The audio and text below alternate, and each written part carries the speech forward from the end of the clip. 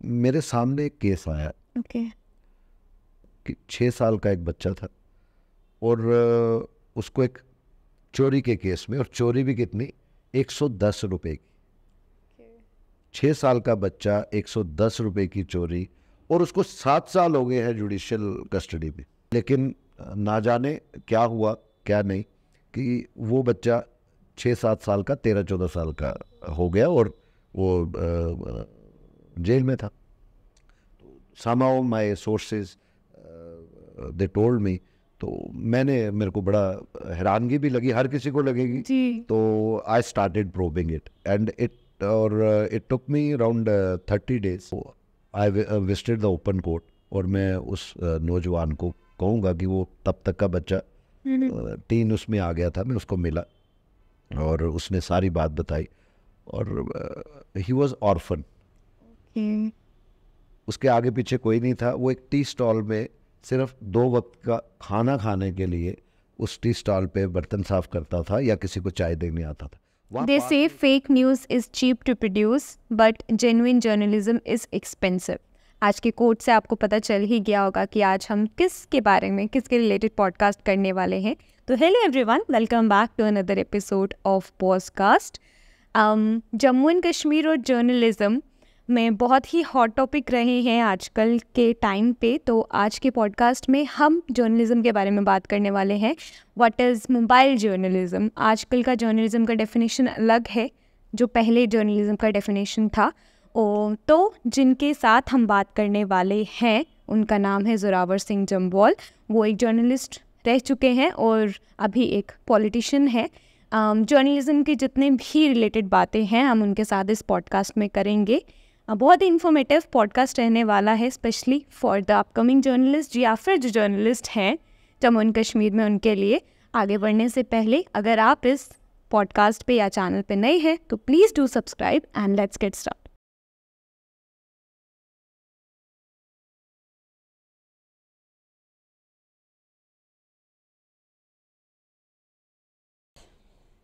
Hello everyone, welcome back to another episode of podcast. आज के guest जो हैं बहुत ही स्पेशल है हमारे पॉडकास्ट में। उनका नाम है Zorawar Singh Jamwal. Hello sir. Hello, how are you? Fine, thank you. How are you? I am fine as well sir. Sir, start करने से पहले आप अपनी थोड़े से इंट्रोडक्शन दे दें, आपकी स्कूलिंग, या फिर आप जम्मू से हैं या बाहर से, कोई और रीजन से। Well, I am a proud Dogra. मैं जम्मू से ही हूँ और मेरी स्कूलिंग उस समय के और आज भी प्रेस्टिजियस स्कूल्स में एक है, सेंट पीटर स्कूल, इसको ओल्ड कॉन्वेंट भी कहते हैं। वहाँ 10th तक, followed by Shri Ranbir higher secondary school, उसके बाद डीएवी कॉलेज चंडीगढ़ सेक्टर 10, और 96 में वापस आए और 98 में जर्नलिज्म में आ गए।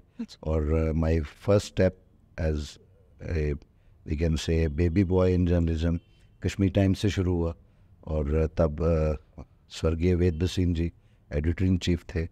तो वहाँ से पत्रकारिता की शुरुआत हुई, फॉलोड बाय national newspapers like the Indian Express 99 में, फिर ईयर 2000 में हिंदुस्तान टाइम्स पंजाब लुधियाना, और उसके बाद फिर वापस विद प्रमोशन यहाँ हिंदुस्तान टाइम्स JNK एडिशन या नॉर्थन इंडिया एडिशन भी कहते थे। And till 2008 I work there as principal correspondent, और उसके बाद जम्मू में कुछ वजूहत रही तो फिर मैं जो यहाँ पर लीडिंग लोकल ग्रुप है JK चैनल, JK मीडिया के नाम से अब जानते हैं लोग, उसमें काफ़ी देर काम किया। And still I am associated somehow with the JK media group. Okay, great. Sir, आप बचपन के बारे में बताएंगे, आपका बचपन कैसा था? How was you as a kid? शरारती और शरारती, बट कहीं ना कहीं उन शरारतों में भी कुछ खोजी, जिसको कहते हैं ना, कि कुछ ना कुछ खोजना, कुछ नई चीज़ करनी। और वैसे I was an average student, I was not a topper, और कुछ इसके अलावा कुछ कहें कि वो आज के डेट में जैसे बच्चों में हम ढूंढते हैं वैसा कुछ नहीं था। जैसे मैं जब की बात कर रहा हूँ, लाइक पुराने शहर में बचपन हमारा व्यतीत हुआ है ज़्यादातर।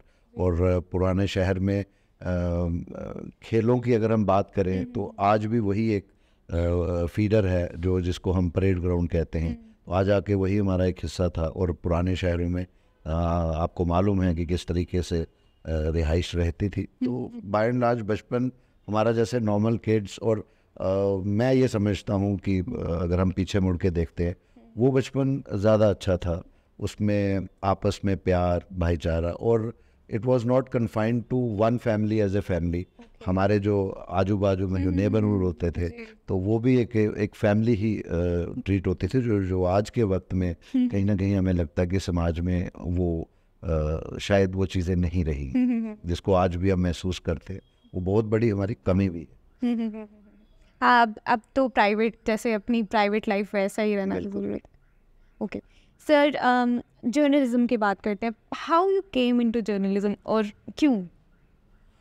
वेल, जब जैसे मैंने कहा कि डीएवीजी कॉलेज से जब पास आउट होके वापस आए तो जो हमारे सीनियर्स हैं, हमारे कोलीग्स हैं, उनको तो सब जानकारी है।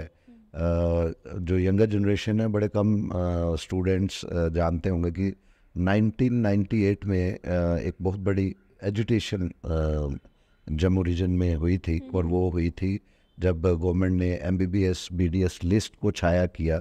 तो उस समय ऐसा फील होता था कि we are again discriminated by the successive governments.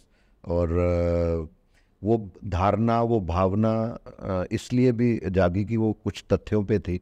Like 10th and 12th की अगर हम बोर्ड ऑफ स्कूल एजुकेशन की उस समय की जब मेरिट्स को खंगालते थे तो डिस्टिंक्शन होल्डर से लेके पोजीशन होल्डर्स तक मेजॉरिटी या ज़्यादातर बच्चे जो थे वो जम्मू रीजन के थे।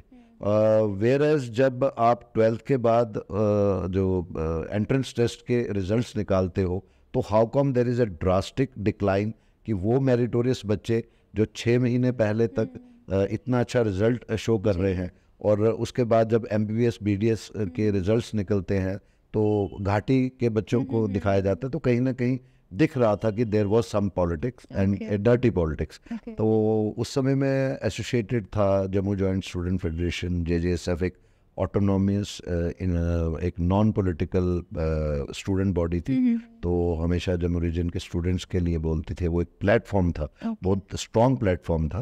तो वो थे। उसके बाद में बाकी स्टूडेंट ऑर्गेनाइजेशंस लाइक आपका AVVP थी, आपकी NSUI थी, तो सब एक प्लेटफॉर्म पे थे।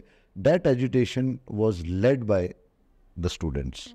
और उस समय जो जैसे आप जो आपका मेन सवाल था कि जर्नलिज्म में कैसे आए, तो ये इसलिए मैं उसका वो बता रहा हूँ कि लिमिटेड न्यूज़पेपर्स थे। Like we had only main Kashmir Times and Daily Excelsior. Likewise electronic channels का इतना वो नहीं था, और ख़ासकर ऐसे इश्यूज़ पे नेशनल लेवल पे वो कवरेज नहीं मिलती थी। तो कहीं ना कहीं हमें लगता था कि हमें उस एजुटेशन को सक्सेसफुल बनाने के लिए जो लोगों तक पहुंच रहे हैं नहीं है। और उस समय हमने ये भी महसूस किया कि जम्मू से हमारा जो नौजवान है, उस समय एक ट्रेंड था। लाइक हम कह रहे हैं कि हमने MBBS स्टूडेंट्स के लिए फाइट आउट किया। तो मेरा ये मानना है कि उस समय ये ट्रेंड था, इधर जो भी मेरिटोरियस बच्चे हैं या बच्चों के पेरेंट्स हैं, पेरेंट्स ज़्यादा उसमें रहते थे कि हमारा बच्चा जो है वो इंजीनियरिंग और MBBS में जाए। फिर उन्हीं दिनों में ट्रेंड आया एग्रीकल्चरल उसका। तो नोबडी हैड दैट आइडिया कि आप जर्नलिज्म भी परस्यू कर सकते हैं, और जर्नलिज्म को एक कैरियर नहीं मानते थे। तो मेरा एक अपना मन था कि इस फील्ड में क्यों ना जम्मू वाले भी उसमें इन राइटिंग में भी इंटरेस्ट रखें लाइकवाइज। तो धीरे धीरे करते करते तो आई ज्वाइंट उस समय की। ठीक है, घर वालों को भी कन्विंस किया कि जब तक हमारी कोई सरकारी नौकरी या वैसा नहीं लगता है तो जो घर में बैठना है, तो why not to continue with some kind of research work and all. That was something a start. और धीरे धीरे इंटरेस्ट डेवलप हुआ, सीखने को मिला।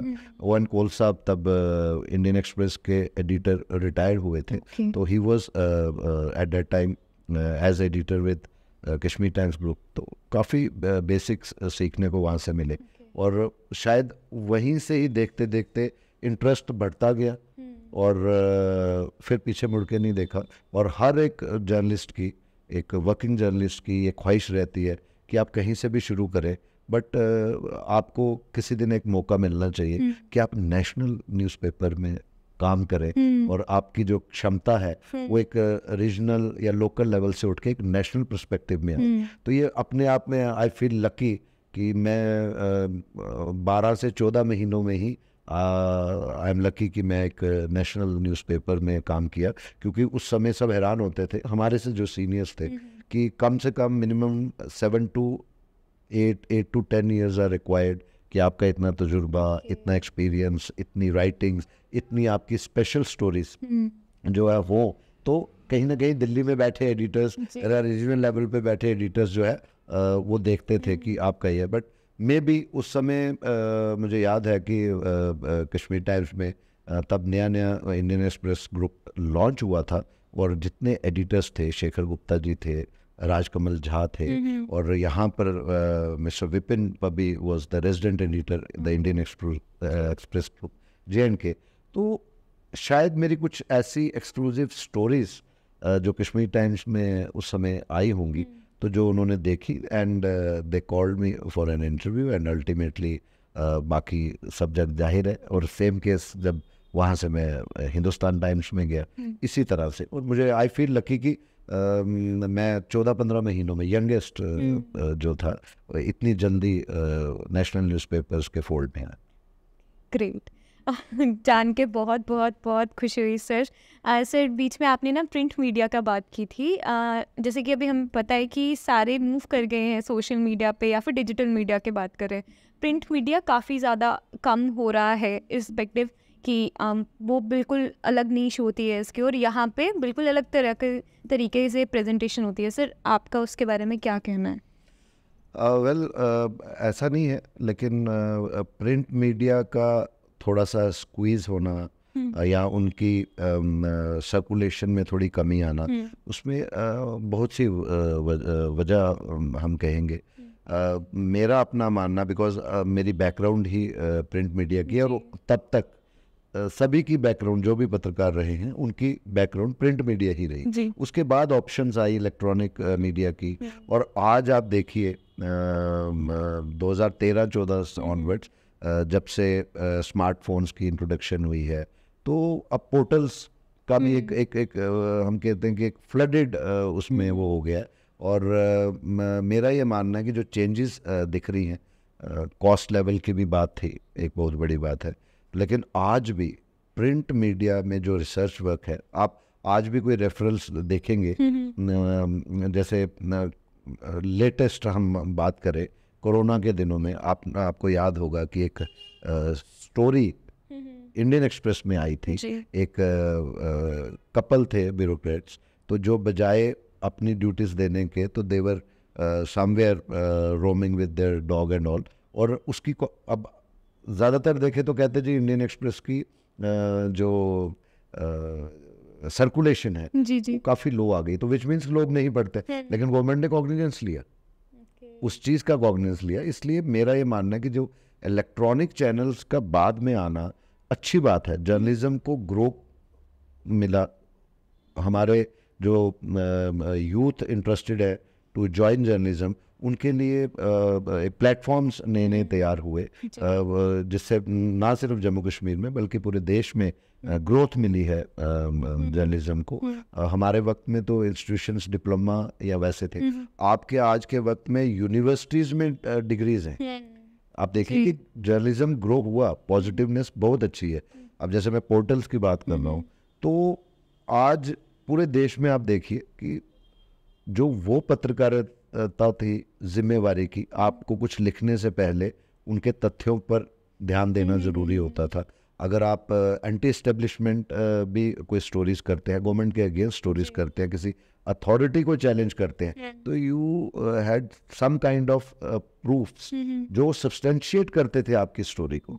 ये अब के वक्त में देखो देखी की उसमें ये कहीं ना कहीं तथ्यों पर, उस सोच पर, उस रिसर्च वर्क पर कहीं ना कहीं कमी भी आई है, और जिसके कारण कुछ ऐसे लोग भी, मेरा मानना है कि पत्रकारिता में जंप कर गए, जो जिनको शायद मैं कहूँगा कि 5 Ws and 1 H, शायद उनका भी पूरा मतलब नहीं मालूम होगा।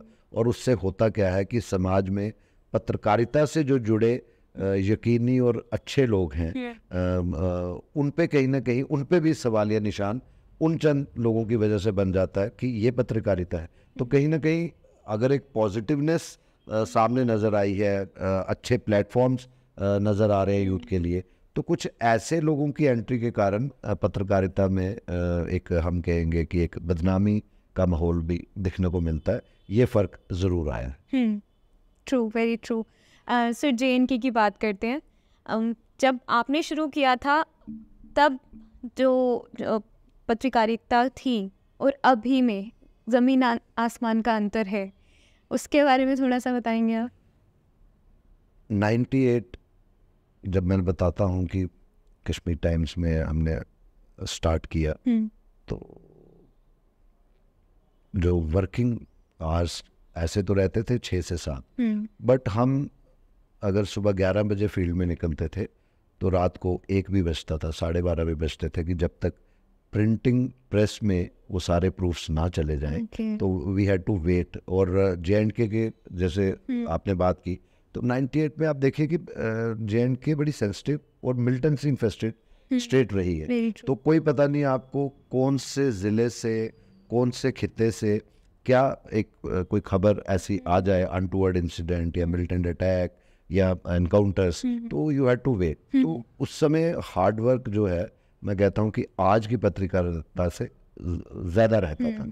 एक आज 24/7 भी जर्नलिज्म है, इसमें दो राय नहीं है, because of the entry of electronic channels, because of the portal. और अच्छी बात भी है, ये जो चेंजेस हो रही हैं, ये बड़े एक यूनिक सी चेंजेस हैं कि कल तक जैसे मैंने कहा कि 1 बजे अगर लॉक होता है तो उसके बाद सुबह तक कोई भी इंसिडेंट होगा आपके पास नोटेड होगा, बट आपने नेक्स्ट पब्लिकेशन में बताना है। आज अगर रात को 1 बजे भी कोई इंसिडेंट होता है, फॉर एग्जांपल अर्थक्वेक ही आ जाता है, तो बाय अगर 1 बजे आता तो 1:04 या 3 मिनट से आपको नेशनल या लोकल लेवल पर दिखता है। और ये पॉजिटिविटी है कि लोगों तक जो इंफॉर्मेशन है वो पहुंचाना। लेकिन उस इंफॉर्मेशन में एफर्टिवनेस कितनी है, सच्चाई कितनी है, ये तो मैंने जैसे एक इंसिडेंट की बात की। लेकिन आज हम कई जगह देखते हैं कि पोर्टल्स की मैं बात करूं, कई सवाल कुछ लोगों को ऐसे पूछे जाते हैं कि पूछने वाले ने उस पे ऐसे लगता है अध्ययन नहीं किया है, और यहाँ पर्सनलाइज होते हैं, जो मुझे लगता है कि एक पत्रकार का ये काम नहीं है। पत्रकार कभी भी जज नहीं हो सकता है, पत्रकार ने कभी डिसीजन नहीं देना है।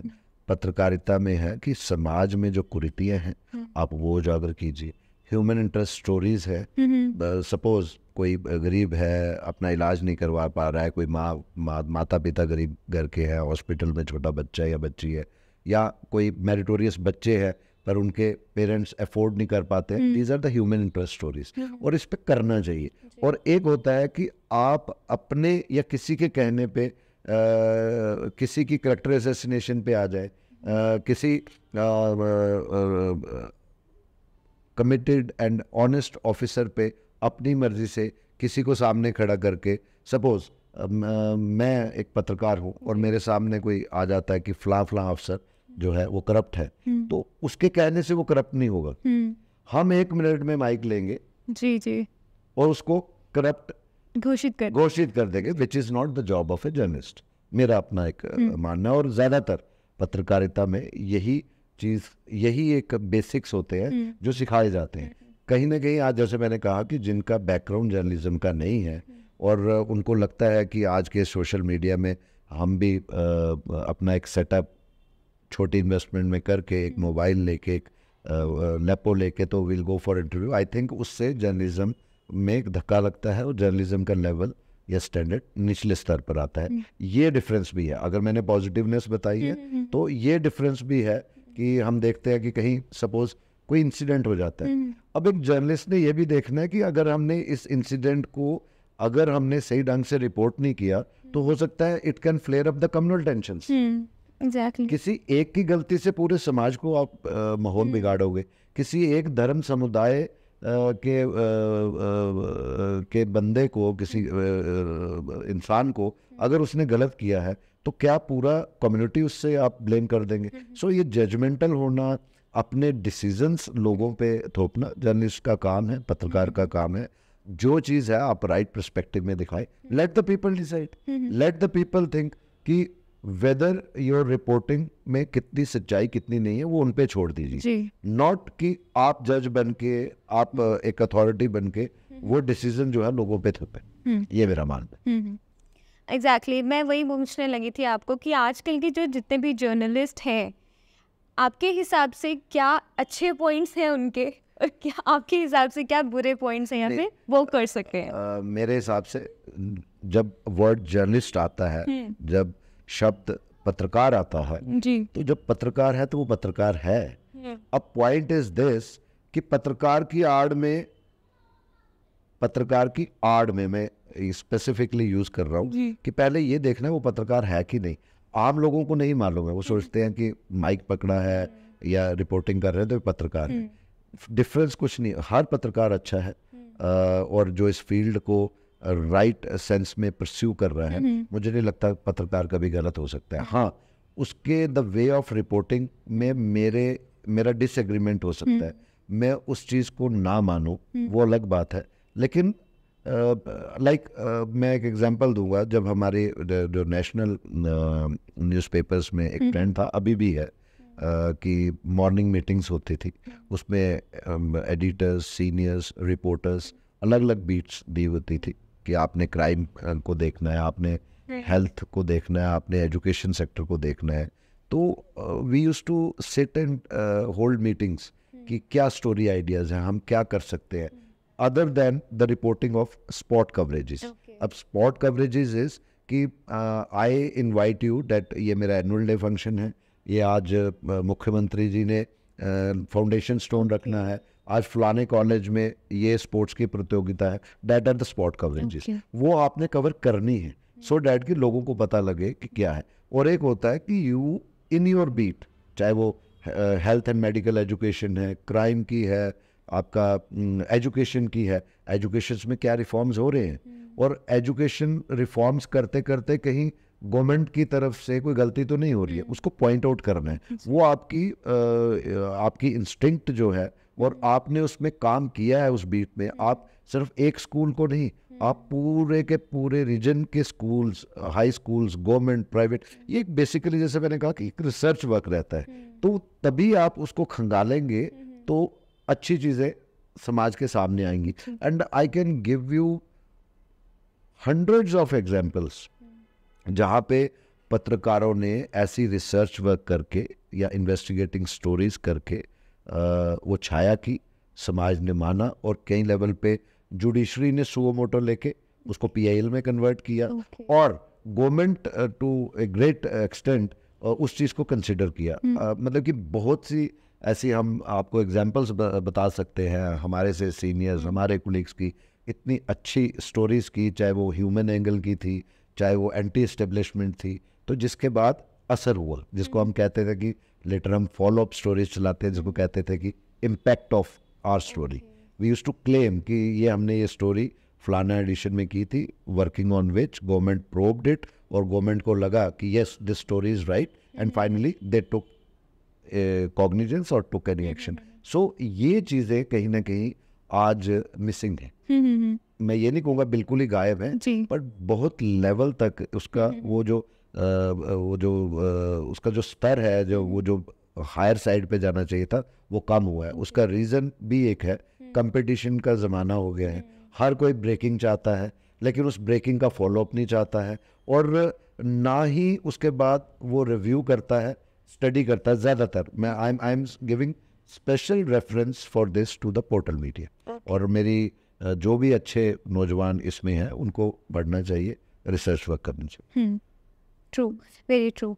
सर, हम ना आजकल देखते हैं कि लोग ज़्यादातर विश्वास नहीं करते हैं कह सकते हैं कि जो न्यूज़पेपर्स आ रहे हैं या फिर न्यूज़ चैनल्स आ रहे हैं, टू बी स्पेसिफिक, वो ज़्यादा न्यूज़ नहीं देखते, rather than they are shifting to social media या फिर आप बोल सकते हैं कि डिजिटल मीडिया पे।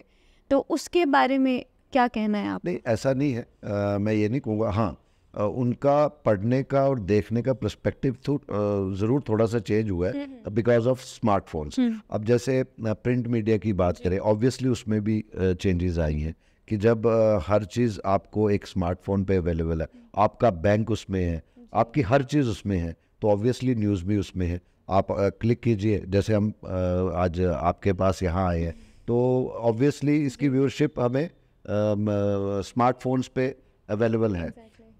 उसी तरह प्रिंट मीडिया में भी ये चेंजेस आई हैं कि वो जो उनकी PDF फाइल्स हैं वो भी इसमें आती हैं। और if I have always followed few national papers कि मैं उनको पढ़ना चाहता हूँ और उसकी हार्ड कॉपी नहीं है, तो you just open Google, you search there, you will find there. If I want to see कि फलाना चैनल में फलाना ये हुआ था, तो आई कैन सी इट। मुझे लगता है कि ज़्यादा ऐसा नहीं हुआ कि जो स्विच ओवर हुआ है कि प्रिंट बिल्कुल ही ज़ीरो लेवल पे, ऐसा नहीं है। आज भी जो है हाँ, ये चीज़ ज़रूर है कि अब प्रिंट में भी या उनकी जो मैनेजमेंट है या उनकी जो पॉलिसीज़ है एडिटर लेवल की या मैनेजमेंट लेवल की, वो चेंजेस ज़रूर हुई हैं। और कहीं ना कहीं प्रिंट जो है वो इलेक्ट्रॉनिक चैनल्स, सोशल मीडिया के साथ compete कर रहा है, जो आज से 15 साल पहले नहीं था।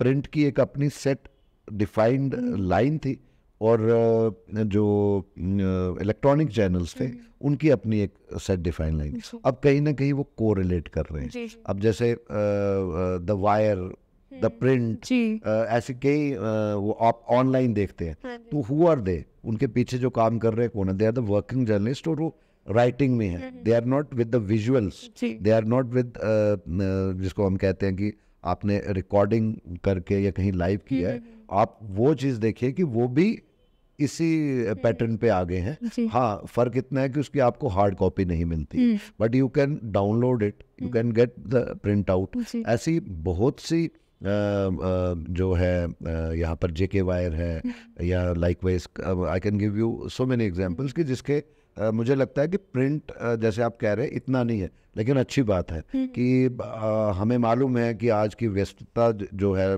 बच्चों में, नौजवानों में इतनी है कि आपके पास वक्त कम है और काम करने को ज़्यादा है। कॉम्पिटिटिव वर्ल्ड है, अच्छे मेरिट्स होने के बावजूद you keep on going for competitions, फिर जाके कहीं क्लिक मिलता है। चाहे किसी भी फील्ड में आप ले लीजिए, गवर्नमेंट जॉब्स ले लीजिए, प्राइवेट सेक्टर्स ले लीजिए। ऐसा नहीं है कि हमारा नौजवान पढ़ा लिखा नहीं है, लेकिन ऑब्वियसली जो अनएम्प्लॉयमेंट का इशू है वो बहुत ज़्यादा है। सो मुझे लगता है कि इसीलिए ये मोड्स चेंज हुए हैं आज, बिकॉज हमें न्यू टेक्नोलॉजी, न्यू ITs में इसमें भी चेंजेस आ रही है। हर साल आप इसमें भी स्मार्टफोन्स में भी चेंजेस दिख रहे हैं, तो ऑब्वियसली वो मोड चेंज होता है। तो मुझे लगता है कि this is a good sign कि लोग पढ़ते हैं, वो अपने शौक के हिसाब से पढ़ते हैं, वो अलग बात है, लेकिन लोग पढ़ते हैं। हाँ, एट द एंड तो न्यूज़ देख रहे हैं। इसमें दो राय नहीं जी। सर, जब भी हम न्यूज़ या फिर न्यूज़ चैनल्स देखते हैं, तब हम अक्सर देखते हैं कि जर्नलिस्ट थोड़े ओपिनियनेटेड हो जाते हैं, मतलब सिर्फ अपने ओपिनियंस देखते हैं, जिससे कि असर ये होता है कि लोगों को लगता है कि वो बायस्ड है। आजकल जहाँ से हम ट्रेंड देख रहे हैं, उसके बारे में आपका क्या कहना है? वेल, ऐसा नहीं है। ये मैं इसको अगर ऐसे कहूँ कि अगर हम इलेक्ट्रॉनिक की बात करें, to be very clear and true from my heart, TRPs को देखते हुए वो इश्यूज भूल जाते हैं, जिसमें उनको लगता है कि ये चीज़ दिखाने से जो है उनकी TRP बढ़ेगी, और TRP बढ़ेगी तो एडवर्टीजमेंट सेक्शन भी फुल रहेगा। उसके कारण मैंने जैसे पहले भी कहा कि अगर हमारे पास पॉजिटिविटीज़ है जर्नलिज्म में, तो नेगेटिविटीज़, और अगर एक चैनल ऐसा करेगा तो ऑब्वियसली दूसरा पीछे नहीं रह सकता, उसको मजबूरी जो है वो बन जाती है।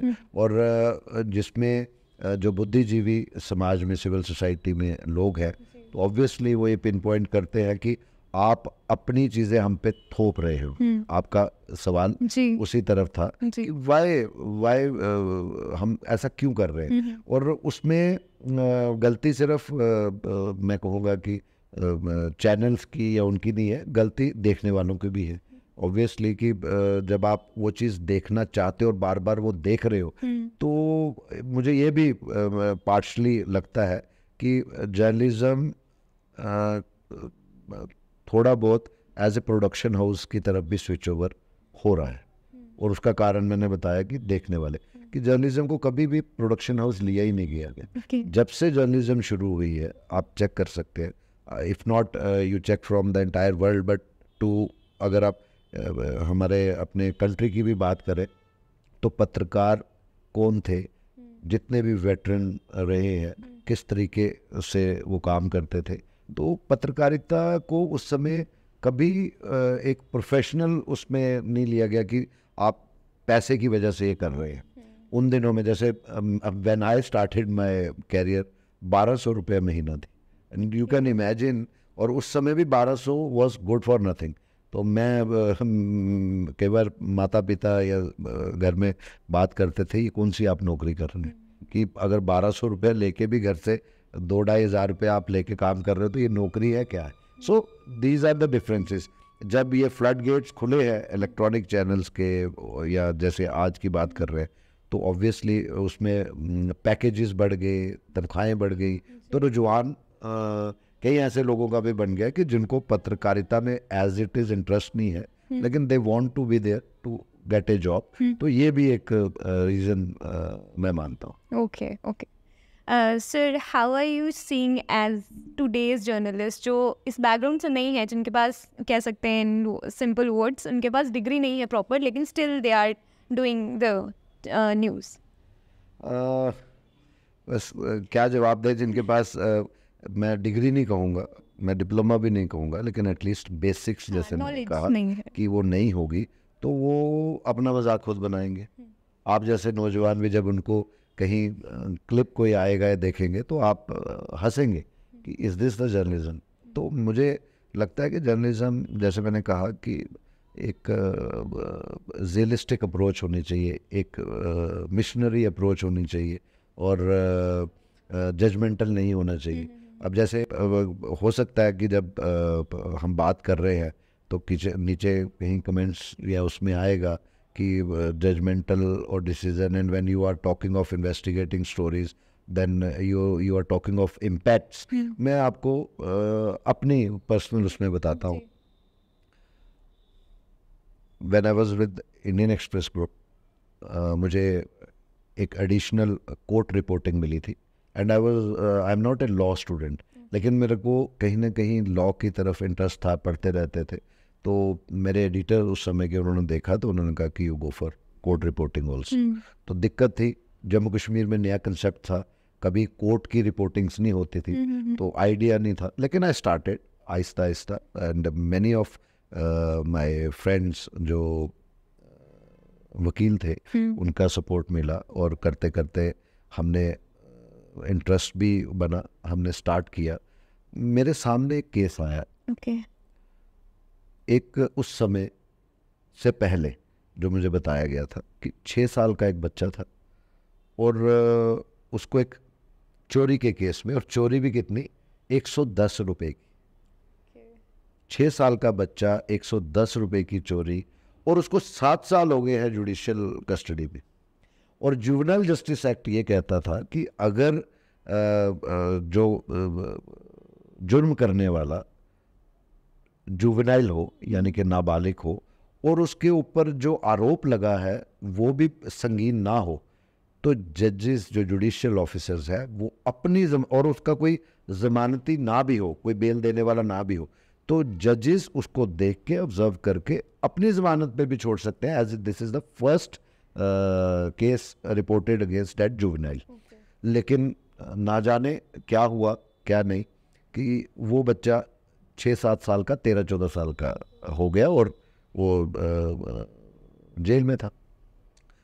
somehow my sources they told me, तो मेरे को बड़ा हैरानगी भी लगी, हर किसी को लगेगी। तो I started probing it and it took me around 30 days। तो कि पूरी उसकी जो रिकॉर्ड्स थे सारा, कौन सा पुलिस स्टेशन क्या था, और अल्टीमेटली जिस दिन उसका डेट ऑफ हियरिंग था वो भी पता किया।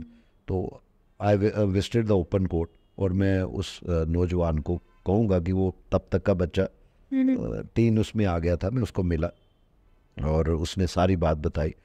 और ही वॉज ऑर्फन, उसके आगे पीछे कोई नहीं था। वो एक टी स्टॉल में सिर्फ 2 वक्त का खाना खाने के लिए उस टी स्टॉल पे बर्तन साफ करता था या किसी को चाय देने आता था। वहाँ पास में एक सरकारी स्कूल था और वो चाय देने गया और चाय दे के वापस आया। उस स्कूल में 110 रुपये की बात बता रहा हूँ, एक व्हाट वी से रैकेट, जो बैडमिंटन रैकेट है, एक कहीं वो मिसप्लेस हो गया और एक शटल, शायद उसकी उस समय कीमत 110 रुपया होगी। और जब वो उन्होंने अपने रिकॉर्ड्स मेंटेन करने थे तो अल्टीमेटली दे सेड कि ये क्या है, कौन आया। तो उन्होंने एक रिपोर्ट करवाई, इन्वेस्टिगेशन में पता कुछ लगा नहीं। उन्होंने कहा कि ये फलाना बच्चा आया था जो चाय लेके आता है, शायद ये ले गया हो। और पुलिस ने भी विदाउट अप्लाइंग देयर माइंड, जो भी उस समय के होंगे, तो एक FIR लगा के उसको रख दिया। Then I worked on that story, और मैं जब वो स्टोरी अप्रूव हुई और all India story, banner story थी वो, उस समय के चीफ जस्टिस, जो ऑनरेबल चीफ जस्टिस थे, उन्होंने उसकी कॉग्निजेंस ली, उन्होंने उस पर प्रोब ऑर्डर किया, और विद इन फ्यू वीक्स ये प्रूव हुआ कि वो जो बच्चा है उसकी कोई गलती नहीं है। और अगर उस 110 रुपये की चोरी प्रूव भी हो जाती तो उसकी जो सज़ा है वो 6 महीने से ज़्यादा नहीं थी। अब आप बताएं कि जिसकी सज़ा 6 महीने से ज़्यादा ना हो और उसको 7 साल से ज़्यादा आपने किया, किसकी गलती थी? सो मैं why I am quoting this example is कि आज के वक्त में ये रिसर्च वर्क मिसिंग नज़र आता। और जब हमने काम किया और वो कोर्ट ने उसको फ्री किया, इसके साथ ही एक अगर आपके पास वक्त है तो मैं दे सकता हूँ। हमारे वक्त में हमें पढ़ाते थे के Badyal sir, Ranbir higher secondary के बड़े पॉपुलर सर थे। उसके बाद में ओवर द इयर्स उनकी एलिवेशन हुई और वो गांधीनगर हाई स्कूल के प्रिंसिपल भी बने। उनका ओपन डे लाइट में स्कूल के प्रेमाइसिस में मर्डर हो जाता है। हड़कंप मच गया, असेंबली हिल गई। उस समय के जो चीफ मिनिस्टर थे डॉक्टर फारूक अब्दुल्ला, उन्होंने कहा कि जो इसमें मुजरिम होंगे उनको स्पेयर नहीं किया जाएगा और सख्त से सख्त सज़ा होगी। ये मैं नहीं कह रहा हूँ, आप असेंबली के नोट्स निकाल के दे सकते हैं, रिकॉर्ड्स देख सकते हैं। तो ये हम जब कोर्ट रिपोर्टिंग में थे तो ये केस भी मेरे सामने आया कि विटनेसेस आर टर्निंग हॉस्टाइल और जो एक्यूज्ड है वो बरी हो जाएंगे। Ultimately I followed that open court में उनकी वो देखी, उनके जितना भी वो इन्वेस्टिगेशन पार्ट था। Again we went for a story और उसके बाद कॉग्निजेंस ली गई। उस समय के जो डायरेक्टर प्रोसिक्यूशन थे, उस समय के जो IG थे, और culprits were booked.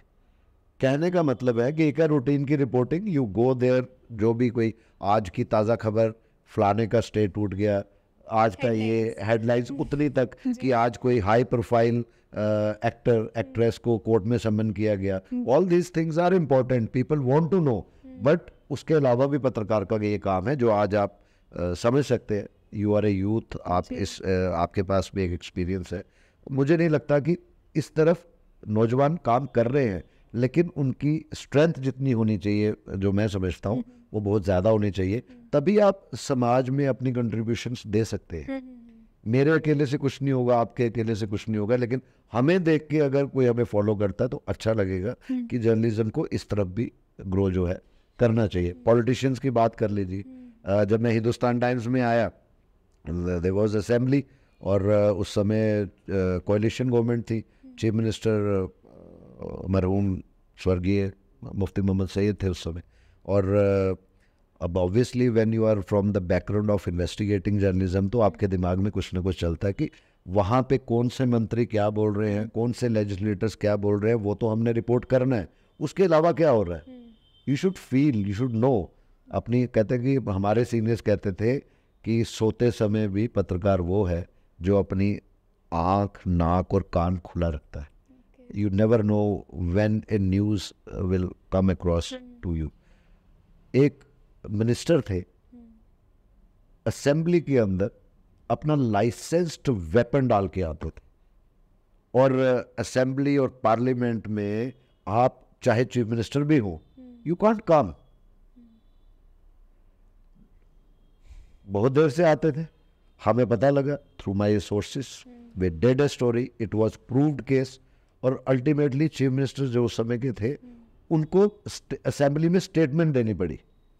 Reason is कि यू वर्क हार्ड, आप ऐसी स्टोरीज कर रहे हो, समाज आपको पढ़ रहा है, बहुत अप्रिसिएशंस मिलती हैं. उससे हो सकता है कि मेरे पर्क्स, मेरा जो पैकेज या पे थी वो नहीं बढ़ी होगी, लेकिन समाज ने मुझे अप्रिशिएट किया, और उसके कारण और शक्ति हुई. जो कल तक एक कईयों में ईगो रहती है कि मैं फलां लीडर हूँ या वह हूँ, तो वहाँ पे कानून के सामने सब एक जैसे हैं. वहाँ पत्रकार भी कानून के सामने एज सिंपल एज दैट कि हम एक नॉर्मल सिटीजन है. लेकिन आज जब हम एक तरफ देखते हैं कि पत्रकारिता, जर्नलिज्म ग्रो कर रही है different sectors through different modes, तो कहीं ना कहीं इन चीज़ों की भी कमी जो है मुझे लगता है कि खल रही है, और जो होनी नहीं चाहिए, जिसके कारण इम्बैलेंस होता है. Very true sir. जब आपने स्टोरीज बताई मेरे लिए भी शॉकिंग थी और न्यू भी थी. Sir, how a news actually should made, कैसी बननी चाहिए? सिंपल. उसमें सिर्फ एक चीज़ का ध्यान रखना है आपका, चाहे आप इलेक्ट्रॉनिक में है तो आपकी जो बोली है, जो आप बोलते हैं, आपको एक चीज़ माइंड में रखनी है कि उस बोलने से सोसाइटी में इम्बैलेंस ना हो, कम्युनल टेंशन्स ना फ्लेयर अप हो. एक चीज़. सिमिलरली प्रिंट में जो स्पॉट है, जो इंसिडेंट हुआ है, उसको क्लियरली और प्लेनली आप दिखाएं, ना कि घुमा के बताएं. Suppose some incident has happened, और इससे भी ऊपर, जैसे प्रिंट है, हिंदी है और इंग्लिश है. अब हमने कई बार ये नोट किया है, इंग्लिश प्रिंट में अगर एक जर्नलिस्ट को डिक्शनरी की ज़रूरत पड़ती है टू यूज़ ए फ्रेज और वर्ड, तो आप सोचिए कि जो आपको पढ़ने वाला है वो आपकी तरह इंटेलिजेंट नहीं है. आपको लफ्ज़ वो इस्तेमाल करने हैं ताकि मैक्सिमम से मैक्सिमम जो आपका रीडर है वो आपकी बात को समझ सके. आगे उसका रिएक्शन कैसा है वो उस पर छोड़ दीजिए. सिमिलरली इलेक्ट्रॉनिक फील्ड की बात करें, आप जो बोल रहे हैं इतनी जिम्मेवारी से बोलिए, सोच समझ के बोलिए. चाहे आप डेफर लाइव पे जा रहे हैं, चाहे आप लाइव पे जा रहे हैं, यू शुड नो कि आपके बोलने से कहीं ऐसा तो नहीं है कि जो इम्बैलेंस या वैसा कुछ नहीं होना चाहिए. बाकी journalism is a plain speak, जो है उसको बताएं. लेकिन जिम्मेवारी वहाँ आ जाती है. I quote few examples. Rape cases, rape case of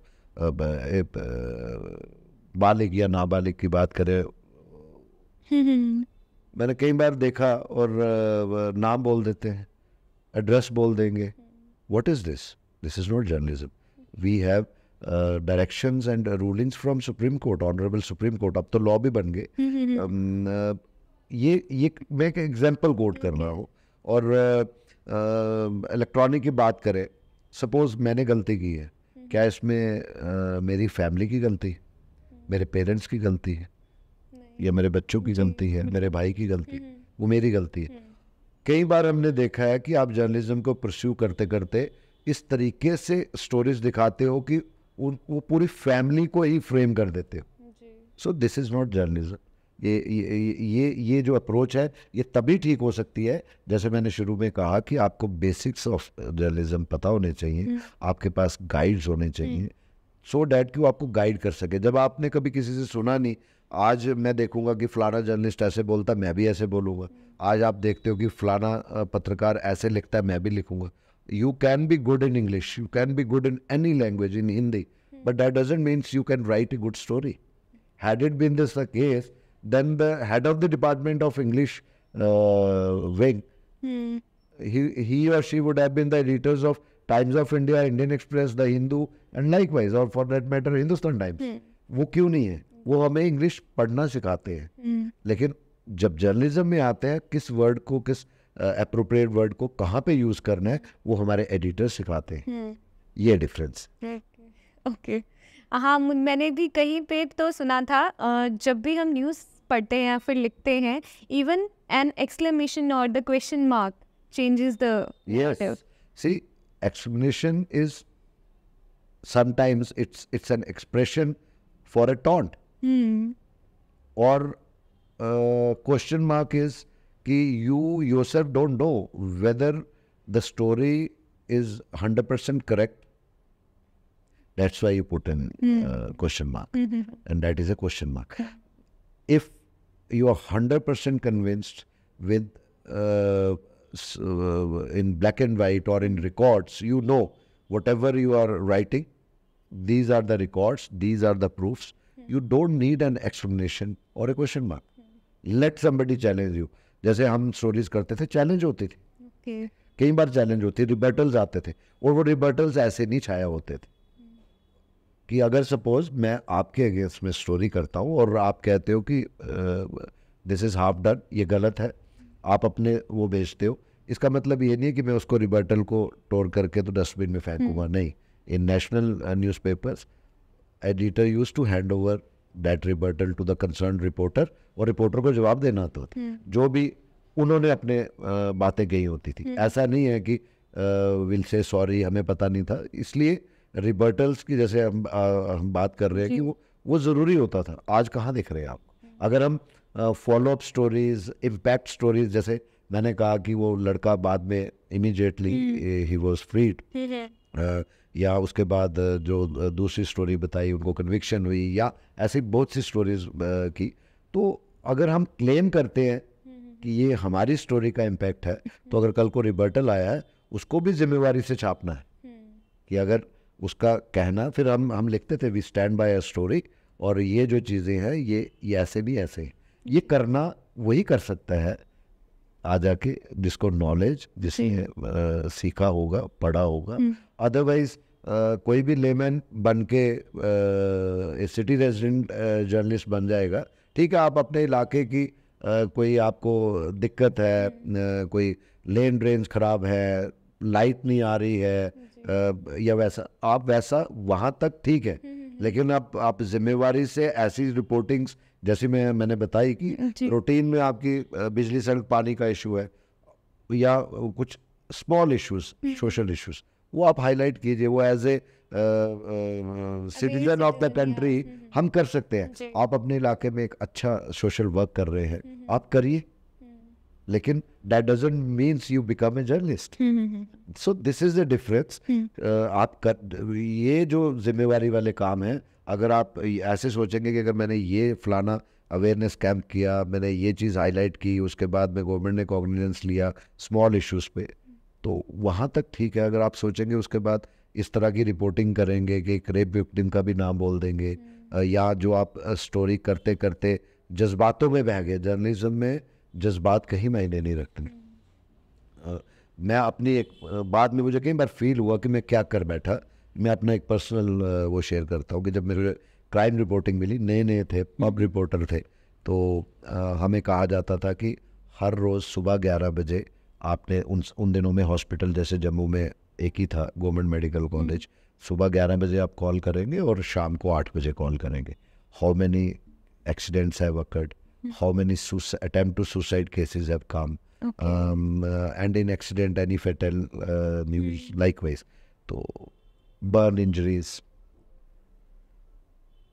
routine में होता था. तो मुझे आज भी याद है, मैं बाद में अपने अंदर बड़ा गिल्ट फील किया, और उसके बाद मैं इंश्योर करता हूँ कि अगर कोई यंगस्टर जर्नलिज्म में आता है तो मैं ये पार्ट ज़रूर उनको बताता हूँ, ताकि आप ऐसे फील भी ना आने दें. That was I called up, जो भी चौकी इंचार्ज थे उन्होंने ऑन ड्यूटी अफसर ने उठाया फ़ोन, मैंने बताया कि I am so and so from such and such newspaper. तो मैंने पूछा आज का क्या क्या रहा, मुझे आज भी याद है. तो उन्होंने कहा सर कुछ खास नहीं है, एक आधा एक्सीडेंट है और मैं क्या नहीं सुसाइडल, वो कुछ नहीं। तो मैं कहा कोई नहीं मरा यार, कुछ भी नहीं है आज। फ़ोन पे बात कर रहा हूँ, उन दिनों में लैंडलाइन होते थे, तो आगे से जो ऑन ड्यूटी था उनके भी रूटीन में दिमाग में नहीं था, नहीं सर आज मंदा है, जस्ट सी, मैं सच बता रहा हूँ, आई एम शेयरिंग। तो आज कुछ नहीं है। अब मैं अकेला रिपोर्टर नहीं होता था, शहर में 10 न्यूज़पेपर और होते थे, तो 10 से 12 लोग और भी फ़ोन करते थे, तो ऑब्वियसली एक रूटीन मैटर बन जाता है। जब मैंने फ़ोन रखा, मेरे एक सीनियर मेरे साथ में थे, उन्होंने कहा क्या कहा आपने? मैंने कहा जी मैंने से कहा। उन्होंने कहा कि ऐसा नहीं कहते, ठीक है we are reporters but that doesn't means कि we want something happen to report. ये कुछ ऐसी चीज़ें हैं जो आपको इन राइटिंग कोई नहीं सिखाएगा, जो आपके तजुर्बे से सीखी जाती है, लेकिन प्रोवाइडेड उस तजुर्बे तक पहुंचने के लिए आपको आपके सीनियर्स और आपके मेंटोर्स की ज़रूरत रहती है, जो टाइम टू टाइम आपको गाइड करें। आज भी कई बार कोई इश्यूज आते हैं, हम अपने सीनियर्स को अप्रोच करते हैं, और हमने अपने सीनियर्स से ये सीखा है कि जर्नलिज्म इज़ ए वेल, एक कुआं है, हर रोज़ आपने उसमें बकेट डालनी है, और to fetch one story in the shape of water what, तो हर रोज़ आपने सीखना है। और आपके अंदर कभी ये चीज़ नहीं आनी चाहिए कि आपका कोई जूनियर है, कोई उसने बात की है तो यू थिंक कि you are a boss and you can't learn from your juniors. ऐसा नहीं होता। जर्नलिज्म में हर मोड़ पे एक पत्थर के नीचे भी आपको स्टोरी दिखेगी, प्रोवाइडेड आप वैसी सोच और वैसी तीखी नज़र रखें। This is journalism. Okay, great. बहुत ज़्यादा इन्फॉर्मेशन हो गया जर्नलिज्म पे। सर आप पे आते हैं। You shifted from journalism to social work, then bureaucracy. Not bureaucracy, to politics. या पॉलिटिक्स, हाँ। What is the need? आपको ऐसा क्या हुआ, मतलब क्या लगा कि आई शुड शिफ्ट? देखिए, जैसे मैंने बताया कि जर्नलिज्म को भी जब मैंने लिया तो मुझे नहीं लगता था कि मैं इसको प्रोफेशनली यहाँ तक लाऊंगा। तो तब तक था कि हो सकता है जब अगर गवर्नमेंट जॉब मिलता है या वैसा, लेकिन परस्यू किया। रही बात from active journalism to social services, और specially against drug menace, drug abuse, इसमें बहुत बड़ी वजह थी। जर्नलिज्म में रहते भी आप सोशल सर्विसेज करते हो, किसी की हेल्प कर रहे हो, that is also social service. लेकिन उन दिनों में, I am talking of November में हमने शुरुआत की, बट उससे 3-4 महीने पीछे चले जाएंगे, 2014। जम्मू में बड़े कम लोगों को मालूम होगा कि ड्रग अब्यूज़ भी कोई चीज़ है, और ड्रग अब्यूज़ के नाम पे यहाँ पे हम फार्मास्यूटिकल ड्रग्स की बात करते थे। तो जो ये हीरोइन, यूज़ ऑफ ओपियम, ये चीज़ें हम बाहर सुनते थे या मूवीज़ में देखते थे, बॉलीवुड में हुआ, कहीं हुआ, अमेरिका में हो रहा है, but we never thought out कि हमारे नॉर्दर्न इंडिया में भी कुछ ऐसा है। लेकिन उस समय तक हम रेगुलरली देख रहे थे थ्रू सोशल मीडिया कि पंजाब उड़ता पंजाब बन चुका था, कितने घर तबाह हो गए, कितने नौजवानों की ओवरडोज में डेथ्स हुई, but we never ever believed कि ये चीज़ जम्मू में हो सकती है। लेकिन वो जम्मू में पेनिट्रेट कर चुकी थी। कुछ ऐसे केसेस एज अ जर्नलिस्ट भी मेरे सामने आए, बीइंग फ्रॉम दिस सोसाइटी, कि फलाने का बच्चा रात को सोया, सुबह उठा ही नहीं। ऐसे एक केस नहीं, नंबर ऑफ केसेस। ये बच्चा एनडीए की तैयारी कर रहा था, फलाना सीडीएस की तैयारी कर रहा था, कोई पुलिस की तैयारी कर रहा था, और well built, they were toppers, they were not droppers, दोनों में फ़र्क था। दे वर मेरिटोरियस। और अचानक ऐसा क्या, ऐसी कौन सी बीमारी उनको लग गई कि अल्टीमेटली कहते थे कि कार्डियक अरेस्ट। सिंपल, जब इंसान मरता है तो फर्स्ट केस डॉक्टर ने बताना कार्डियक अरेस्ट, बट जब आप उसका पोस्टमार्टम करते हो तो real cause behind the death is after the postmortem. यहाँ पे पेरेंट्स को तो आइडिया होता है, और किसी को तो एक माँ को पता होता है कि उसका बच्चा क्या कर रहा है, उससे आप कुछ नहीं छिपा सकते। कहीं ना कहीं सोशल स्टिग्मा से बचने के लिए पेरेंट्स बताते नहीं थे, बाहर पता लगेगा कि बच्चा ड्रग विक्टिम है, ड्रग्स लेता है, तो बदनामी होगी। बहुत से केसेस ऐसे रहे होंगे। I started research work. हमारे डॉक्टर्स हैं, डॉक्टर सुशील शर्मा जो अभी हेड ऑफ द डिपार्टमेंट हैं कार्डियोलॉजी के, डॉक्टर कुंडल थे अभी रिटायर हुए as head of the department medicine, likewise doctor Ghanshyam Saini he is HOD for paediatrics. हमने सबसे बात की क्योंकि मैं जैसे बता रहा हूँ पत्रकारिता में हैं और सबसे जान पहचान मिलना इंट्रैक्शन रहती थी। They told us, they shared with us every possibility कि ड्रग अब्यूज़ के ही केसेस है और ये सिम्टम्स दिख रहे हैं। फिर हमने जो बच्चे मरे उनके फैमिलीज तक अपने तरीके से फॉलोअप किया, उनके दोस्तों से मिले, रिसर्च वर्क अपने और जो चंद दोस्त थे उनको लगाया। अल्टीमेटली बड़ा स्टार्टलिंग सा रेवलेशन आया कि जम्मू शहर में आप गलत फहमी में हो कि ये ड्रग्स नहीं है, ड्रग्स आ चुका है। Then I met with senior police brass. उनका एक अपना उस समय के जो सीनियर्स थे अपना माइंडसेट और अपनी इंफॉर्मेशंस थी कि J&K being a border state, drugs पहले भी ट्रांस बॉर्डर स्मगलिंग्स रहती थी, बट यहाँ से ड्रग्स स्मगल होके रेस्ट ऑफ द कंट्री या अब्रॉड जाती थी। बट शायद उनके पास भी इस चीज़ का संज्ञान नहीं हो पाया कि ड्रग्स वहाँ से इस पार जो आ रही है वो सारी नहीं वहाँ जा रही है, वो इधर भी इस्तेमाल हो रही है, चाहे कश्मीर में हो रही है, जम्मू में हो रही है, और पंजाब से भी इस तरफ उसकी डिमांड्स आना शुरू। Then it was a decision, it was not something कि ऐसा लगता था कि अगर हमने वाकई जर्नलिज्म में इतना कुछ किया, इतना इम्पैक्ट किया, पॉलिटिकल लोगों ने बोलना चाहिए था। पॉलिटिकल लोगों को भी इतना आइडिया नहीं था। मैं किसी एक पार्टी विशेष की बात नहीं, जनरल बात कर रहा हूँ। फिर लगा कि नहीं, I will have to take the cudgels और खुद आना पड़ेगा। वो कहते हैं ना कि अमूमन बात होती है कि भगत सिंह जी पैदा हो तो पड़ोसियों के घर हो। मेरी वैसी धारणा, ऐसी सोच कभी रही नहीं। जो करना है बेबाकी से करना है, उसका नफ़ा नुकसान नहीं देखना। I started with A group of 10 to 12 youth, certain self employed youth, कुछ एजुकेटेड अनएम्प्लॉयड यूथ, सबसे बात की। वो टेक्नोक्रेट्स थे, इंजीनियर्स थे, काफ़ी कुछ छोटे थे हमसे, लेकिन मैं सबसे हिल मिल जाता हूँ तो मैंने सबसे बात की। देन इट वाज फाइनली, जब देखा कि नहीं, जिस तरीके से कॉग्निजेंस गवर्नमेंट ने लेनी चाहिए उस तरीके से हो नहीं पा रहा है, फिर 28 नवंबर 2014 हमने एक डिसीज़न लिया और एक हिस्टोरिक मेगा बाइक रैली निकाली। आज तक ऐसी बाइक रैलीज हुई होंगी पॉलिटिकल पे, इतने बड़े पैमाने पे, जहाँ पे आपने टोटल 2 से 3 हज़ार रुपया खर्चा किसके लिए, एक होर्डिंग के लिए या फ्लेक्स के लिए टू बिगिन विद। नौजवान चाहे अखनूर है, चाहे सांबा है, चाहे उधमपुर है, चाहे रियासी है, चाहे कटड़ा है, शहर का तो शहर है ही है, आरसपुरा है, बिश्ना है, कंडी बेल्ट है, शायद ही कोई गांव ऐसा होगा जहां से एक नौजवान नहीं निकला।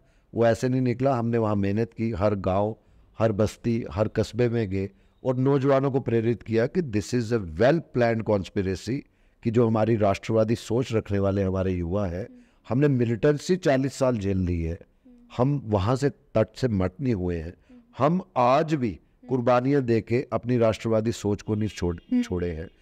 पाकिस्तान इज हेलबेट, उन्होंने कहा कि इनकी इस कम्युनिटी को ही ख़त्म कर दो। एक एक 2-2 बच्चे हैं जी। अगर वो एक बच्चा उस समय, जब उसने माता पिता का नाम रोशन करना, अपना कैरियर बनाना है, जब वही ड्रग ओवरडोज में मर जाएगा, तो मेरी बहन आप बताओ कि जम्मू कहाँ स्टैंड होगा। So these were the reasons जो इस तरीके से ना एडमिनिस्ट्रेशन देख रही थी, ना पॉलिटिकल लोग देख रहे थे। अल्टीमेटली उसका इम्पैक्ट ये हुआ, इतना बड़ा इतनी बड़ी रैली, बिना पैसे के लोग उमड़ के आए, रिपोर्ट्स पहुंची, government took that cognizance. They invited us, they talked with us, we provided them the informations, the number of deaths जो हमारे सामने नज़र आई, ऐसी भी है जो अनरिपोर्टेड गई होंगी, किसी को पता ही नहीं होगा। तो अल्टीमेटली वहाँ से एक प्रयास शुरू हुआ and I am very satisfied and happy कि कल तक जो नहीं भी मानते थे, आज एंटी नारकोटिक टास्क फोर्स आपके सामने है। टीम जम्मू के एक एक वॉलंटियर ने उसके लिए बड़ी मेहनत की, फाइट आउट किया, गवर्नमेंट को कन्विंस किया। आज आप देख रहे हैं लाखों करोड़ों अरबों की ड्रग्स पकड़ी जा रही है, पर ऐसे कार्टल्स भी होंगे जो पकड़े ही नहीं गए होंगे। आज भी लड़ाई जारी है, ऐसा नहीं है कि सब कुछ खत्म हो गया। So this was the reason कि हमें we needed a non political platform, जो यूथ का प्लेटफॉर्म है, यूथ बात करे, यूथ अपनी दिशा खुद निर्धारित करे। That was that I started with a charitable trust, team Jammu province charitable trust, जिसको आप पॉपुलरली प्यार से नौजवान टीम जम्मू भी कहते हैं. तो that was the main reason. उसके बाद उसमें बड़े चैप्टर्स हमने ऐड ऑन किए. मेरिटोरियस बच्चों के पास, जिनके पेरेंट्स के पास फ़ी नहीं देने की, वो पूरे साल की एक हमने वो बनाया हुआ. बच्चियों की शादियों में हेल्प कर सकते हैं, ख़ासकर जब कोरोना के दिनों में. उसके बाद में जम्मू की हालत हम सब जानते हैं. तो हम सब ने मिल के हमने आज तक, आपको मैं बताऊं, कभी पब्लिक फंडिंग जनरेट ही नहीं की. हमारे अपने नौजवान, चाहे वो प्राइवेट सेक्टर में नौकरी कर रहे हैं, कहीं कर रहे हैं, अपने पाँव पे खड़े हैं, वो सब आपस में कंट्रीब्यूट करते हैं और उसके बाद हम लोगों में जाते हैं. हमने आज तक, जैसे अक्सर हमने देखा है कि सोशल एक ऑर्गेनाइजेशन बना ली, कुछ बना लिया, तो उसको रन करने के लिए भी पब्लिक फंडिंग इकट्ठी करें. हम कहते हैं हम काम करेंगे लेकिन सेटिस्फैक्ट्री करेंगे, और कोई भी हमारे ऑफिस में आ सकता है, कोई भी हमारे किसी भी वॉलंटियर को पूछ सकता है. हम पिछले 9-10 सालों का हिसाब दे सकते हैं. Despite the fact we never arranged public funding. This was the reason कि जो मैं इसमें आया. अब रही बात, जैसे आपने कहा कि पॉलिटिकल, उसमें सी देयर आर सर्टेन इश्यूज जो आप सिर्फ एक सोशल ऑर्गेनाइजेशन में उन इश्यूज को लेकर नहीं जाते. और इसको मैं अपनी एक एडवांटेज मानता हूँ, फ़ख्र महसूस करता हूँ. I always talked about Jammu region. मैंने हमेशा जम्मू रीजन, जिसको डोगरा बेल्ट कहते हैं, हमने अक्सर अपने बुज़ुर्गों से और अपने अंदर भी फील किया. जैसे मैंने बताया कि 98 की एजुकेशन ने हिला के रख दिया. हमारे बच्चों की मेरिट्स बहुत ज़्यादा है लेकिन डॉक्टर्स की सीट्स घाटी में जा रही हैं. ये कोई रीज़न बनता नहीं था. यही एक वजह थी कि जम्मू रीजन एक राष्ट्रवादी सोच रखने वाला था. जब मैं कहता हूँ I always talked of Jammu region, that doesn't means I am against Kashmir. लेकिन उनके पास एक डोमिनेंस थी, गवर्नमेंट उन्हीं की बनती थी, मोनोपोली कह लो, उनका एक एज था. तो कहीं ना कहीं लगता था कि ये एज कैसे इसको न्यूट्रलाइज करना है. फाइट आउट तो कर रहे हैं, हर बार हम बात करते हैं डिस्क्रिमिनेशन की, लेकिन जब सरकार बनने पे आती है तो दिक्कत आती है. तो जो हमारे वॉलंटियर्स थे, स्वयंसेवी थे, उनमें से भी एक चंक था जो कहते थे कि द टाइम हैज़ कम, अब हमें पॉलिटिकली भी इस चीज़ को आगे लेके जाना है. तो जब तक आप नॉन पॉलिटिकल रहेंगे तो पॉलिटिकली कैसे आप बात रख सकेंगे. So that was the reason कि आई जॉइंड पॉलिटिक्स. और फोकस और करेक्ट्स और हार्ट यही है. आई ऑलवेज टॉक, मैं जम्मू की ही बात करूँगा, जम्मू खित्ते की बात करूँगा, अपने जम्मू खित्ते के नौजवानों की ही बात करनी है और उनके साथ अनदेखी नहीं होनी चाहिए. और there is no dearth of talent, capacity and calibre of our Jammu region, irrespective of any caste, colour and creed. मैं इसलिए कह रहा हूँ कि आज तक इस तरफ तवज्जो ही किसी ने सोचा कि बिलावर में हमारे पास मेरिटोरियस स्टूडेंट्स हैं, किसी ने सोचा कि मछेडी से भी कोई आ सकता है, किसी ने सोचा कि बसंतगढ़, डूडू, लेकिन वो बच्चे आज दिल्ली में काम कर रहे हैं, आज कहीं बॉम्बे में होंगे, कोई दुबई में होगा, लेकिन किसी ने ये सोचा ही नहीं कि ये चीज़ें हाईलाइट कौन करेंगे. हम जब तक एक दूसरे के साथ एक यूनिटी, एक प्लेटफॉर्म पे नहीं आएंगे, तब तक मुझे लगता नहीं कि जो हमारा अर्स्ट वाइल एक हिस्टोरिक, जिसको कहते हैं कि एक हमारी हिस्ट्री रही है, वो कहीं ना कहीं हिस्टोरियंस ने समय समय पर उसको कहीं भी लिखा नहीं. या हम कहेंगे कि कश्मीर की एक हेजेमनी रही, तो उन्होंने हमारे लीजेंड्स को या हमारे वॉरियर्स को जिस तरीके की उन पन्नों में जगह मिलनी चाहिए, उस स्पेस नहीं मिल पाई. आज वक्त हमारा है, आज हमारे यूथ, आप जैसे लोग जम्मू में रह के, अदरवाइज हमने ज़्यादातर देखा हमें समय पे अच्छी डिग्रीज की, कहाँ गए, दिल्ली चले गए, कहाँ गए, चंडीगढ़ चले गए, पुणे चले गए, सेटल हो गए, फॉरेन चले गए. आज हमें खुशी होती है कि जब हमारा यूथ जम्मू में ही बैठ के ना सिर्फ अपने करियर्स को परस्यू कर रहा है बल्कि जम्मू को भी हाईलाइट कर रहा है. So this is all these things ultimately ends up here कि जम्मू की ही बात करनी है, किसी के अगेंस्ट बात नहीं करनी है, अपनी बात करनी है, अपने लोगों की बात करनी है. दैट वाज द रीज़न कि पॉलिटिकल उसमें, और जो जिनकी वजह से हम इतनी बड़ी लड़ाई, इतना बड़ा संघर्ष आज भी ड्रग अब्यूज के खिलाफ कर रहे हैं, आज भी जम्मू के नौजवानों की मदद करने की एक चेष्टा रखते हैं, एक एफर्ट करते हैं, तो जब वो उनका majority of those youth desired, उनकी एक कामना थी कि अब आप पॉलिटिक्स में आए, ये भी एक बहुत बड़ा रीज़न। Okay, great. सर, जैसे आपने ड्रग अब्यूज़ वगैरह की बात की, बच्चों की बात की, हम देख रहे हैं कि अभी जो जम्मू में यूथ है वो अभी काफ़ी वोकल हो रहा है, काफ़ी एक्टिव हो रहा है इन टर्म्स ऑफ पॉलिटिक्स, या फिर हम जो आज के करंट सिनेरियो की बात करें कि क्या हो रहा है जम्मू एंड कश्मीर के डेवलपमेंट के रिलेटेड या नहीं, उसके रिलेटेड काफ़ी ज़्यादा वोकल है। तो आपके लिए उनके लिए क्या ओपिनियन है? देखिए, सबसे बड़ी बात यह है, पॉलिटिकली अवेयर होना किसी भी नौजवान के लिए बहुत अच्छी बात है जी। जब हम कहते हैं ना कि पॉलिटिकली अवेयर होना, तो ज़्यादातर एक आम धारणा बढ़ती है कि इसका मतलब हम पॉलिटिक्स ज्वाइन करें, कोई पार्टी ज्वाइन करें, उसके बाद ही पॉलिटिकल अवेयर हो सकते हैं। No, this is not the fact. और जम्मू रीजन की विडंबना ये रही कि आप ट्रेंड देख लीजिए, मैं खुद नहीं कह रहा हूँ, आंकड़े देख लीजिए, ट्रेंड देख लीजिए। ज़्यादातर जम्मू में ये सोच थी कि बच्चों को पढ़ाना है और उनको नौकरी में लगाना है, और ज़्यादातर सरकारी नौकरियों। जब सरकारी नौकरियां भी निकलती गई, कुछ भी वजूहत रही, तो बच्चों को MBA भी करवाओ, बच्चों को इंजीनियरिंग भी करवाओ, बच्चे बाहर सेटल होंगे, लेकिन पॉलिटिक्स की तरफ नहीं देखना। पॉलिटिक्स डजंट मीन्स कि you have to join politics to learn politics. और राजनीतिक स्तर पर क्या हो रहा है, कौन सी पार्टी क्या कह रही है, और क्या वो आपके लिए, आपके रीजन के लिए, आपके सब रीजन के लिए फ़ायदेमंद है कि नहीं, यूथ को अवेयर होना चाहिए। और जिस कम्युनिटी का, जिस रीजन का यूथ पॉलिटिकली अवेयर नहीं होगा, उस रीजन का मैं समझता हूँ कि जिस तरीके से डेवलपमेंट होनी चाहिए नहीं होगी, जिस तरीके से उसका राइज होना चाहिए वो नहीं होगा। तो बहुत अच्छी बात है, अब अच्छा लगता है कि आज हमारा यूथ डिबेट्स में पार्टिसिपेट करता है, चाहे उनकी सोच हमसे इंडिविजुअल लेवल पे एग्री करे ना करे, that is not the point.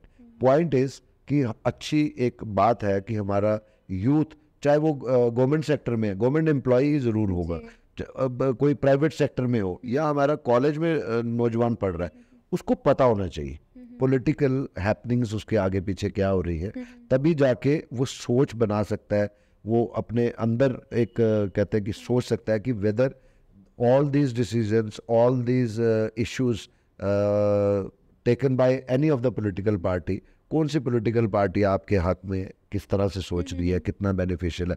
आज यूथ इतना वोकल है, बहुत अच्छा लगता है जी। कल तक यही यूथ कहीं ना कहीं सबमिसिव था, और आज बहुत अच्छा लगता है कि हमारा यूथ हमसे भी बहुत आगे निकल गया, हम कुछ भी नहीं है। और you know, it's a matter of pride for us कि जम्मू का यूथ हर सेक्टर में अपने अपने तरीके से कुछ ना कुछ जम्मू रीजन के लिए कंट्रीब्यूट कर रहा है, इवन एज ए क्रिटिक भी। Suppose you are a critic of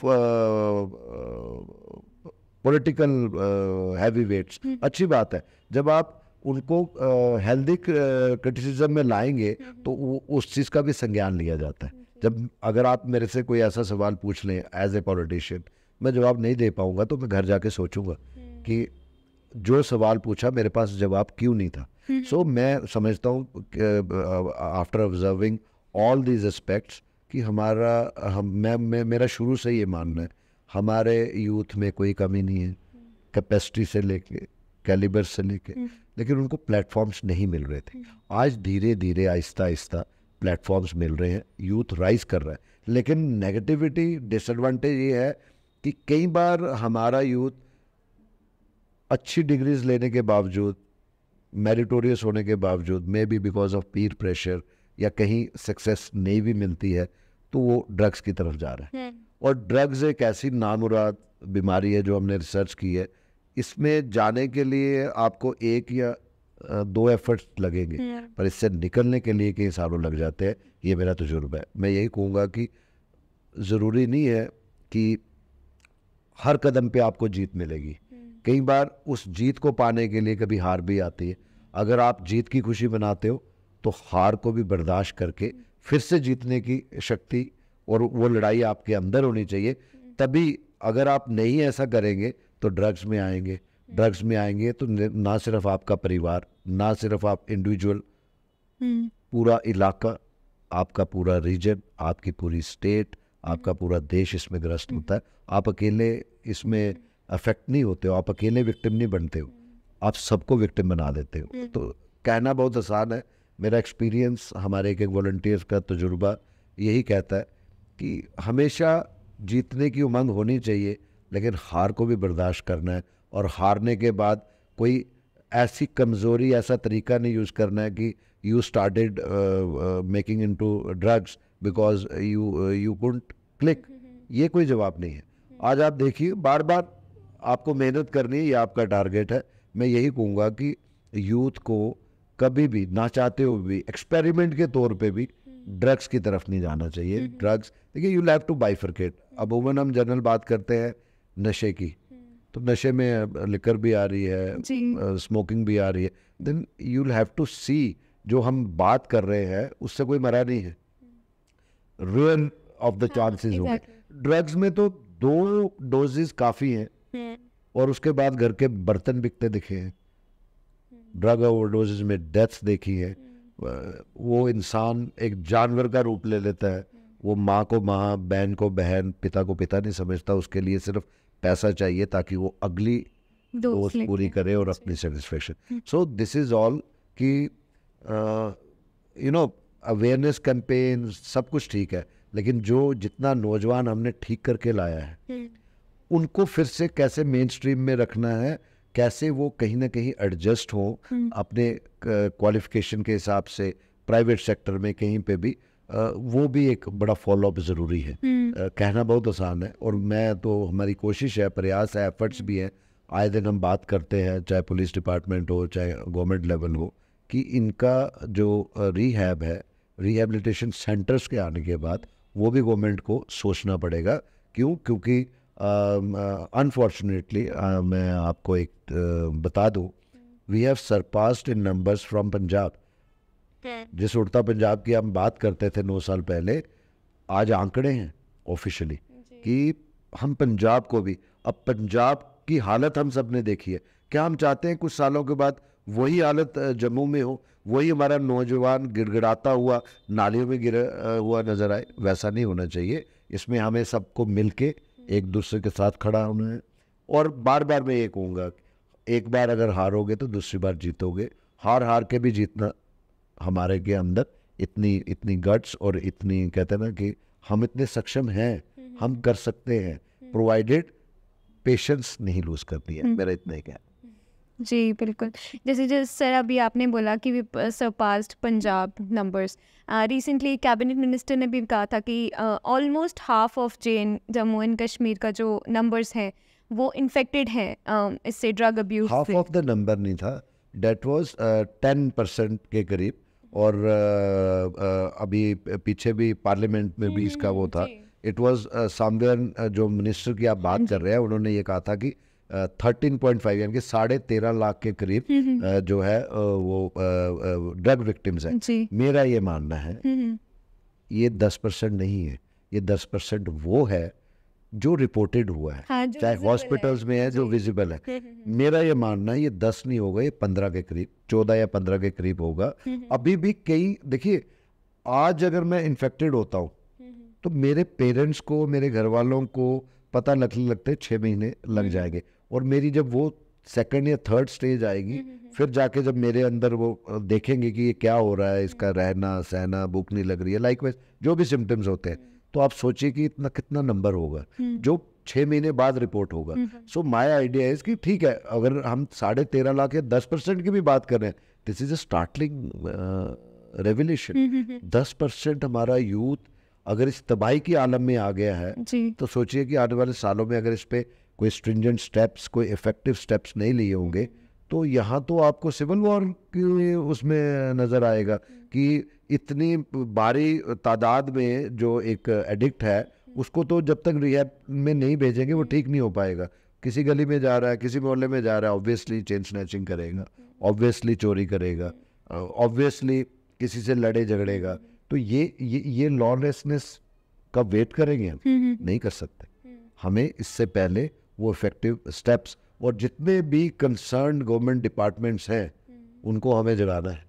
सिर्फ एक पुलिस डिपार्टमेंट नहीं है जो इस इशू पे है। We have lot many departments and lot many guidelines जो गवर्नमेंट ऑफ इंडिया ने दी है। सोशल वेलफेयर डिपार्टमेंट है, health and medical services department है, कितनी NGOs हैं जो गवर्नमेंट फंडिंग से रन होती है इस विषय पे। अब उन सबको अकाउंटेबल बनाना पड़ेगा, और इसको एक किसी इंडिविजुअल घर की कहानी नहीं समझना पड़ेगा कि ठीक है उसके घर में छोड़ो, हमें क्या लेना देना।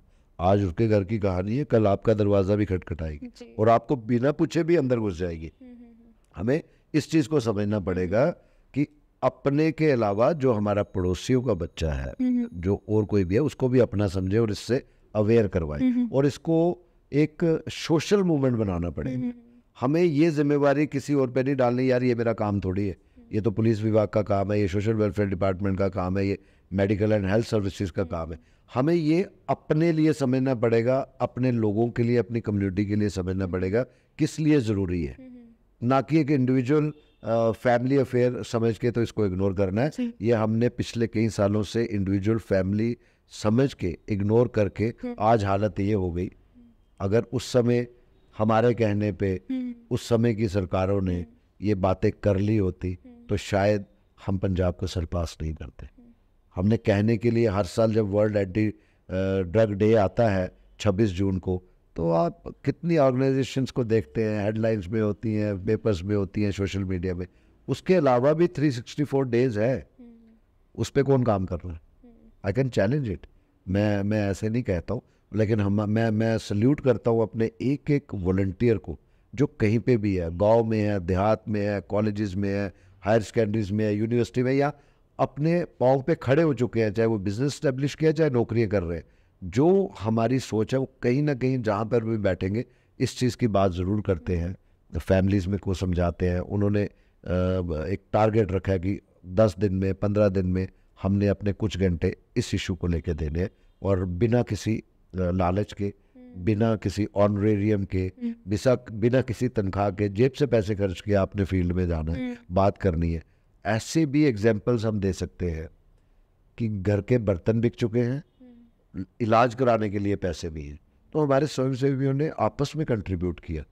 उस समय 60 से 70 हज़ार 6-7 महीने का लगता था, पर आज वही लाख, 1.25 लाख के करीब लगता है। तो कई ऐसे पेरेंट्स भी हैं। तो हम वी कीप ऑन डूइंग।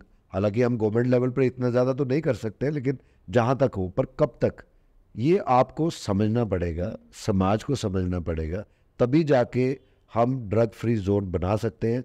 नहीं तो मैं कहूँगा कि ये सपना ही रह जाएगा। इसमें समाज को सम्मिलित होना पड़ेगा, अपनी पॉलिटिकल सोच को अलग रख के करना पड़ेगा, कास्ट फैक्टर को अलग रखना पड़ेगा।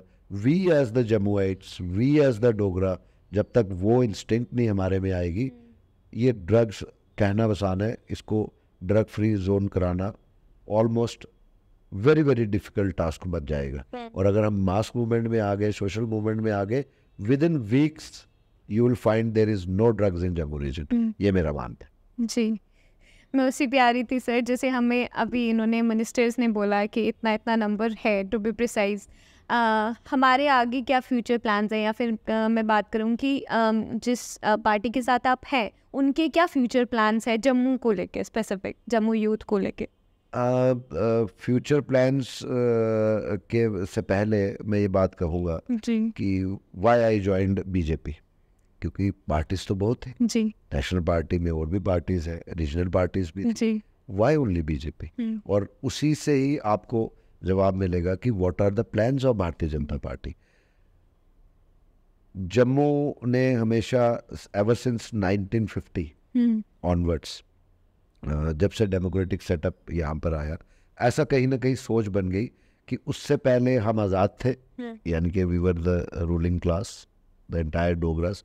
उसके बाद कहीं ना कहीं हम कश्मीर हेजमनी के चलते चलते स्लेवरी में आ गए।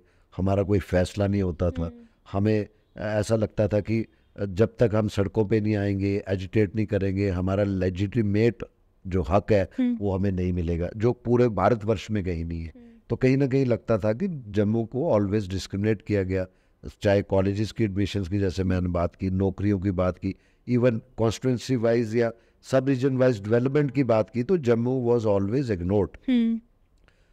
कोई सोच सकता था कि 370 की एब्रोगेशन, कोई सोच सकता था जम्मू रीजन को 7 में से 6 असेंबली सीट्स मिलना, यानी कि कहीं ना कहीं जो पॉलिटिकल इंजस्टिस समय समय से रहा, 7 दशकों से रहा, तो उसको वो किया, उसके पीछे कर्णधार भारतीय जनता पार्टी थी। Similarly anti narcotic task force मर गए समय समय की सरकारों को कहते, नहीं कर पाए, गवर्नर रूल में हुआ। ऑब्वियसली केंद्र शासित जब हम हैं तो गवर्नमेंट ऑफ इंडिया जो कि हमारे आदरणीय प्रधानमंत्री नरेंद्र भाई मोदी जी की सदारत में देश चल रहा है, माननीय अमित शाह जी है, तो ये बना, ये सेटअप तैयार हुआ। आज आप देखिए, अभी हाल ही में कुछ दिन हुए हैं, 12,000 करोड़ की ड्रग्स को डिस्ट्रॉय किया गया है ऑल ओवर इंडिया में। ये छोटी बात नहीं है। आज आप देखिए कि गवर्नमेंट इज सो कीन कि इसमें नए प्रावधान लाए जा रहे हैं, नई पॉलिसीज बन रही हैं, और गवर्नमेंट इज़ वेरी सीरियस कि to deal all this drug mafia with stringent and iron hands. तो ये आज से पहले भी तो सरकारें रही। ड्रग्स ये तो है नहीं है कि पिछले 2-3 सालों में आया है, ड्रग्स की खेपें पहले भी चलती रही।